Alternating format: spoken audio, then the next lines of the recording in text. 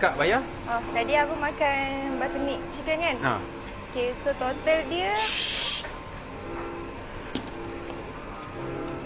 Keep the change. Simpan. Tapi... Saya tahu awak terkejut kan. Jarang dapat customer pemurah macam saya kan. Saya memang macam ni. Mana-mana kedai saya makan, saya selalu bagi duit lebih. Sebab niat saya nak bersedekah. Saya tahu kita nak kongsi rezeki.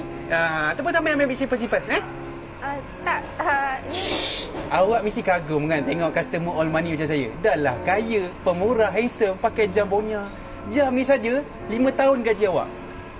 Pakai wallet Coach. Saya tahu saya banyak duit, tapi saya ni semua dunia, ni semua dunia. Duit tak bawa mati. So tak apa, ambil je. Okey, ambil. Tak, tapi ni... Awak ni kenapa kagum sangat Dah merah-merah, dah pipi tu blushing sangat ke? Tak apa, Wak. Tak apa, ambil je. Banyak sangat tu tak apa. Saya tahu, tak apa, ambil. Saya banyaklah duit ni kat rumah. Okey, saya gerak dulu Okey, terima kasih. Hey! Wah. Dah sedap-sedap makan kat sana. Dah besarkan perut. Bagi RM10 je. Abang tahu tak yang abang makan tadi tu RM100? Mana cukup?